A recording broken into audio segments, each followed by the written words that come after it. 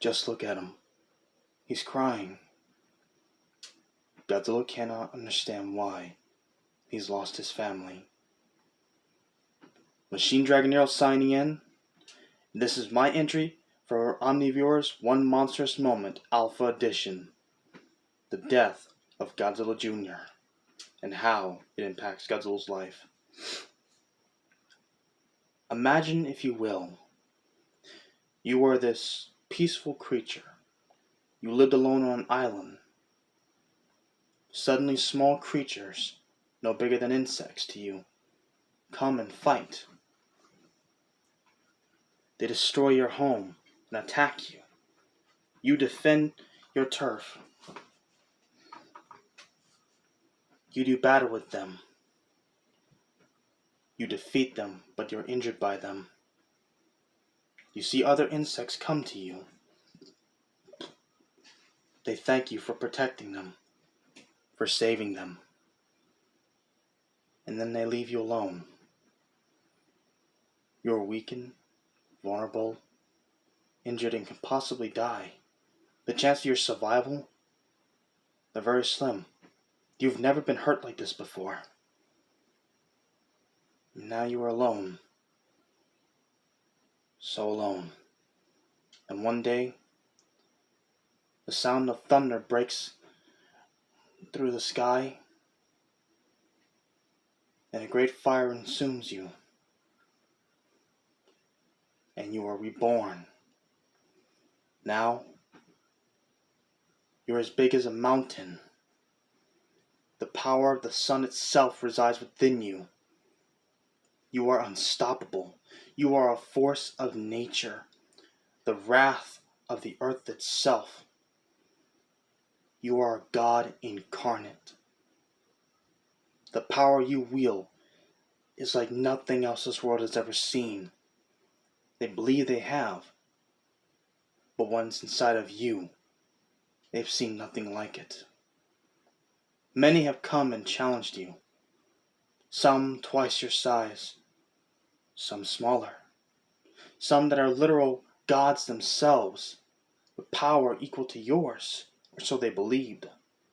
And some with power supposedly greater than yourself, and still, one by one, you have defeated all of them. Some were even made by these tiny insects to stand equal to you, and again, you destroy them. And one day, you find this one soul, this one tiny soul, similar to yours. And in this soul you find a kinship, because both of you are alone in this world. You both had someone at one point, but you both find yourselves alone in life. So you take this one tiny soul and you raise it as your own. You love it. You nurture it. You take care of it. You teach it what it needs to know. You would fight for this soul. You would die for it. You would kill anything that would threaten it. And one day, you're separated from it. Torn away. And you try to find it because it is your world. It is everything you have.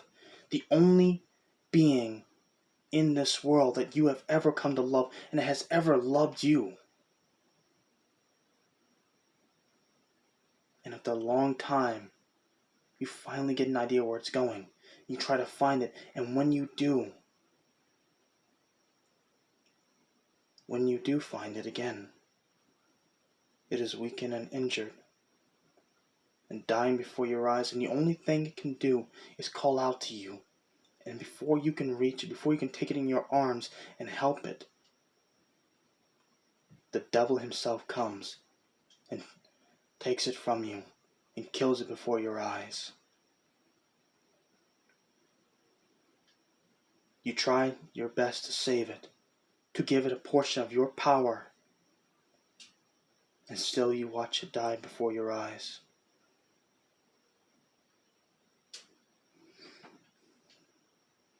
The only good thing you had in this world is now gone, taken from you without consent, without remorse. And you are left with nothing but pain, rage, and desire to kill like no other. You know this is your last day, your last battle. But if it be your last, then you will take the devil with you. The death of Godzilla Jr. is an important moment for Godzilla himself. Because in Jr., Godzilla found kinship. He found a reason to live in a new way. The Heisei movies don't go in depth to it, but it seems so long as Godzilla had the baby, he left humanity alone. He really had no reason to bother with them. In fact, when it's reintroduced in Godzilla vs. Space Godzilla, they're on an island. They are away from humanity. Humans are the ones who come to them and come after them, both attacking them and trying to control them.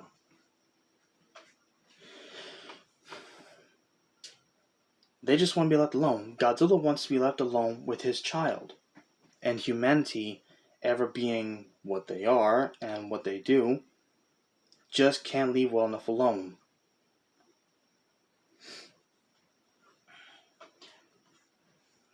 And monsters keep coming as well. Space Godzilla, Destroyer. When Jr. was introduced, it gave something new for Godzilla. I love the way it was done for the Heisei series. It gave Godzilla a different ideal. I wish there would have been more in depth as to reasoning why he wanted the baby so much. And if I could ever remake my own, maybe I'll just go write a fan fiction about it, explore that depth of why he wanted the baby. But all in all, this cub was Godzilla's world. He went out of his way to fight Space Godzilla, just to free him, to save his child, and to avenge him. And then Destroyer, a literal devil to this god.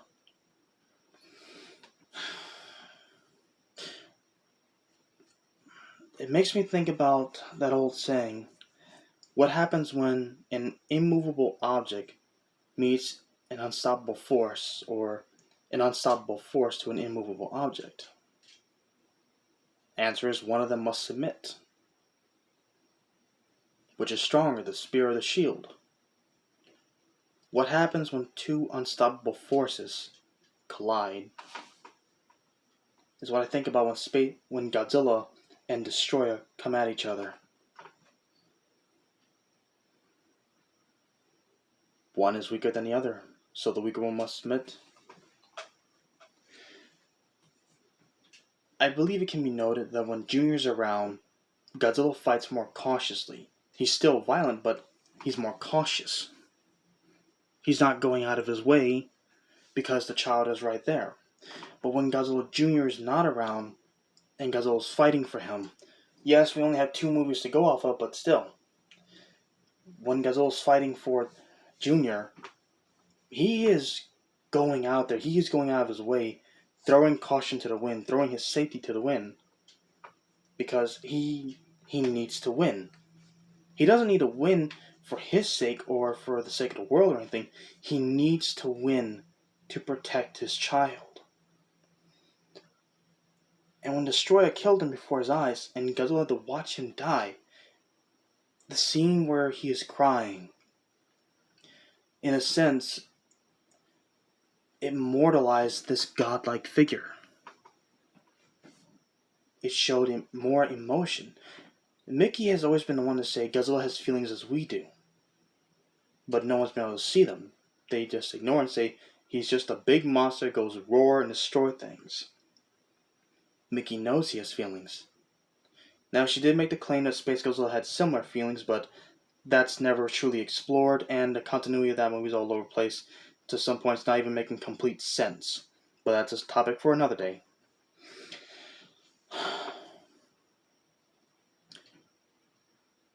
Point is that When Junior dies in front of Godzilla, we see him cry. We see him shed tears, and we have not seen this since Godzilla vs. Ghidorah 1991, where he is deeply touched, where he's affected. This is something that struck Godzilla at his core. This is what also shows he is a character. He cries because he's lost his world. He has lost his son. He's lost the only thing that ever truly loved him and understood him and did not fear him. And because of humanity's interference, and a monster by their own admission of creation, intentional or accidental, it makes no difference. Because of humanity's arrogance and never able to leave anything well enough alone, they create a devil to the god they made.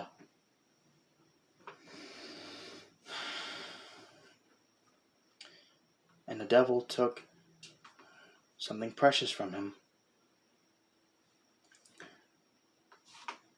And you could see a bit of a change, real change in Godzilla's behavior when it comes to fighting Destroyer after Junior's gone.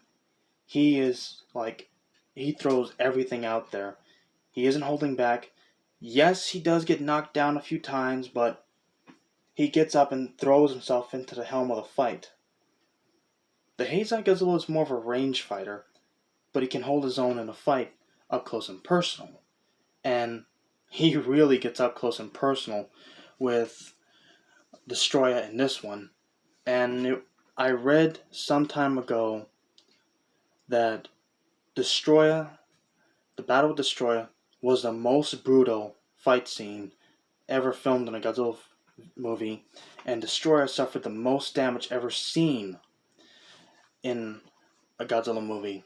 But then again, this was years ago. Early 2000s is when I read this. And you just see Godzilla going all out, and he knows he's dying. He knows he is dying, and it's like he just says, forget this. If I'm going, I'm taking you with me one way or another. And he basically goes into super rage mode to attack and kill Destroyer because he has nothing else. He has no more fear, no more reason to go on.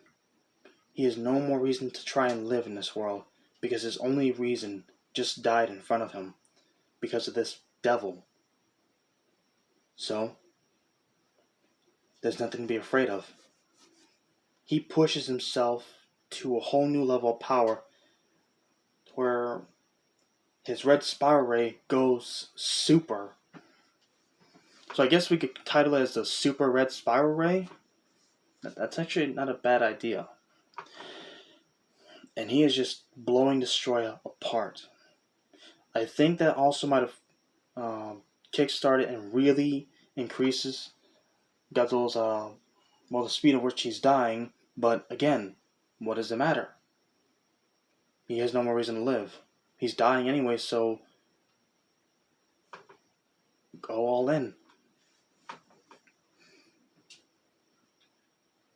To some people, if they're still new to the series, they won't really get it, I think. But if they watch Godzilla and with the baby, take the time to think about it, this is a father giving his love for his son and then watching him die. Children look to their dads like Superman. They can do anything. They can solve all the problems. They can fend off the bullies. They can do so much and teach so much. And Godzilla was basically that to Junior. He was the Superman of the monsters. With all his raw power, nothing could really stop him. He may get knocked down or beaten once or twice, but he came back stronger than ever and won. And then for all that power, it meant little. He could not say the one thing he wanted to protect most. And I think that broke something in Godzilla. I really do believe it broke something inside of him. Because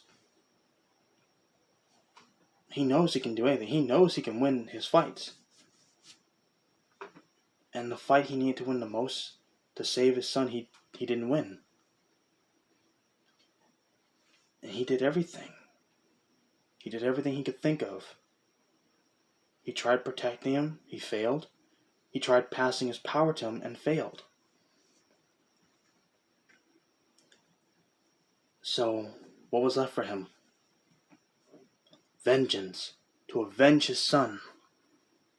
That's all he had left, and he went for it.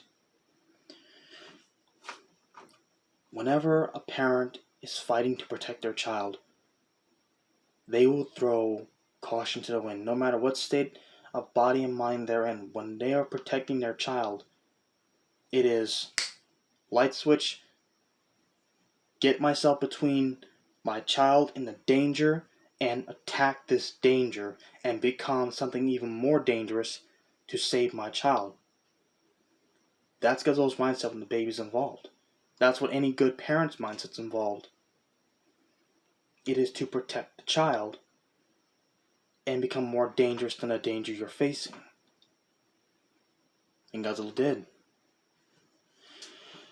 I do remember that there was an alternate ending plan. It was only made to sketches where Godzilla, just using his own body heat and power, he basically pulled what he did to Ghidorah in King of the Monsters, where he just completely melted or disintegrated him from the sheer intensity of his nuclear pulse. And that would have been epic, and definitely much better to see, I believe, than watching the humans do it.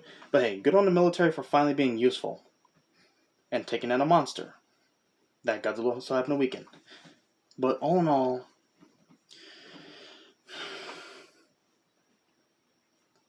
Junior was so much for Godzilla.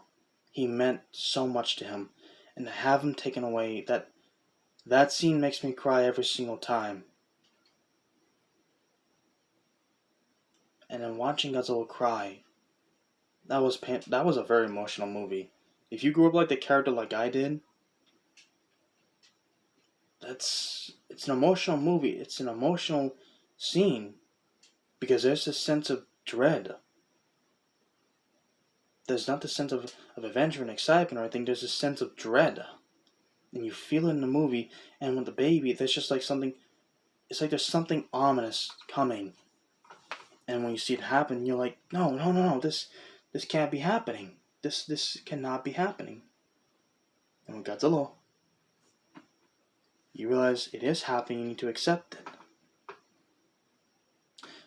Now thinking about it, Destroyer is Godzilla's Superman, then Destroyer is his Doomsday.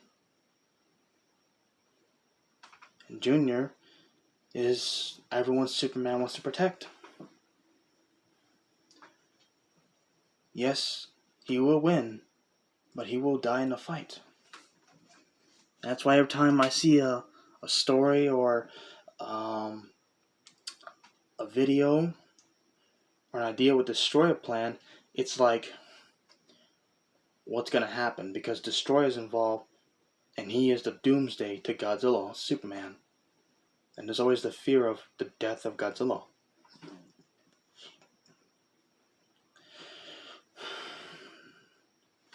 And it's a great character moment for Godzilla. It gives him so much more emotion, so much more, much more care for him. Because he wants to protect something other than himself. And the drive to fight for it and avenge it. I believe any parent or loving sibling or anyone would feel that way. I know I would certainly feel that way if any of my relatives, were being in danger. I'd go put myself in that situation where it's like, if someone's gonna die, it's gonna be you and it's gonna be me.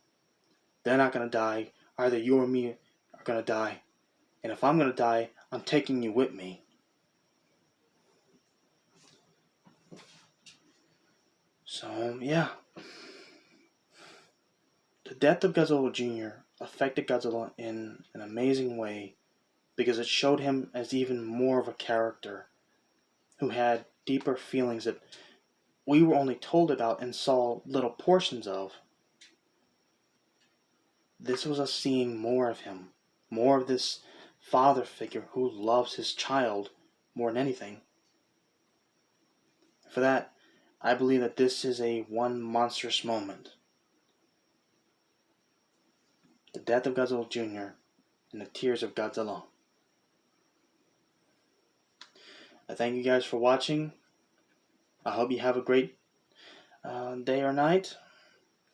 And as of recording this, it is, March 30th, 2021. So tomorrow, Godzilla vs. Kong. And I have a pretty funny stop motion video, hopefully funny, stop motion video come out for you guys. It's been a while and I'm sorry about that. I just been trying to work around a few things and been dealing with a lot of stuff. But tomorrow, I'm going to have a video out for you guys. And I hope you enjoy it. This is Machine Dragon Nero. Signing off. See you on the battlefield. God, it's been so long, I'm forgetting my outro. Take care, everybody.